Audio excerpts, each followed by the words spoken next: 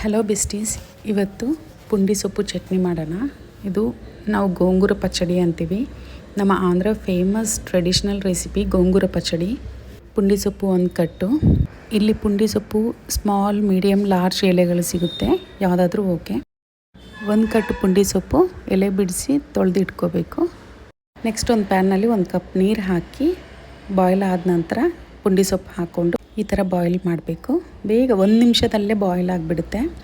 Next boil ಮಾಡಿ ಉಳಿದಿರೋ ನೀರು ಮತ್ತು ಪುಂಡಿ ಸೊಪ್ಪು ಸಪ್ರೇಟ್ ಇಟ್ಕೊಂಡ್ಬಿಟ್ಟು ಅದೇ ಪ್ಯಾನ್ನಲ್ಲಿ ಅರ್ಧ ಸಣ್ಣ ಗ್ಲಾಸ್ ನೀರು ಹಾಕಿ ಬಾಯ್ಲ್ ಆದ ನಂತರ ಹಸಿಮೆಣ್ಸಿನ್ಕಾಯಿ 4, 2 ಬೆಳ್ಳುಳ್ಳಿ ಪಾಡ್ಸ್ ಹಾಕ್ಕೊಂಡು ಬಾಯ್ಲ್ ಮಾಡಬೇಕು. ನೀರೆಲ್ಲ ಹೋದ್ಮೇಲೆ 1/4 ಸ್ಪೂನಷ್ಟು ಆಯಿಲ್ ಹಾಕಿ ಫ್ರೈ ಮಾಡಬೇಕು. ಹಸಿಮೆಣ್ಸಿನ್ಕಾಯಿ ಮೇಲೆ ಇರೋ ಸಿಪ್ಪೆ ಎಲ್ಲ ಕಲರ್ ಚೇಂಜ್ ಆಗಿಬಿಡುತ್ತೆ. ಇವಾಗ ಸ್ಟವ್ ಆಫ್ ಮಾಡ್ಬೋದು. ನೆಕ್ಸ್ಟ್ ಒಂದು ಮಿಕ್ಸಿ ಜಾರ್ ತೊಗೊಂಡು ಅದರಲ್ಲಿ ಮುಂಚೆನೇ ಹುರಿದಿಟ್ಕೊಂಡಿರೋ ಶೇಂಗಾ ಬೀಜ 1/4 ಕಪ್, ಫ್ರೈ ಮಾಡ್ಕೊತಿರೋ ಹಸಿಮೆಣ್ಸಿನ್ಕಾಯಿ, ಬೆಳ್ಳುಳ್ಳಿ ಅದರಲ್ಲೇ ಹಾಕಿ ಒಂದು ಸತಿ ರುಚಿ ತಕ್ಕಷ್ಟು ಸ್ವಲ್ಪ ಸಾಲ್ಟ್ ಹಾಕಿ ಮಿಕ್ಸಿ ಮಾಡಿಬಿಡಿ.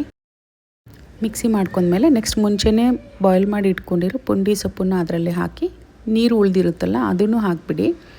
ಇದನ್ನು ಗ್ರೈಂಡ್ ಮಾಡ್ಕೊಳ್ಳಿ.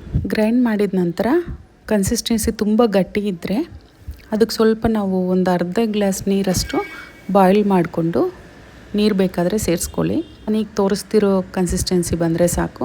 ಆಮೇಲೆ ಹಸಿ ಈರುಳ್ಳಿ, ಒಂದು ಅರ್ಧ ಹಸಿ ಈರುಳ್ಳಿ ಕಟ್ ಮಾಡಿ ಹಾಕೋಬೇಕು.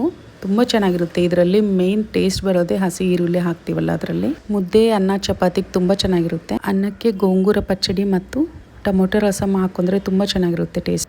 ಈ ರೆಸಿಪಿನ ನೀವೂ ಟ್ರೈ ಮಾಡಿ, ಟೇಸ್ಟ್ ಮಾಡಿ ಬನ್ನಿ. ಹೇಗಿದೆ ಅಂತ ಕಾಮೆಂಟ್ ಬಾಕ್ಸಲ್ಲಿ ಮಾತಾಡ್ಕೊಳ್ಳೋಣ.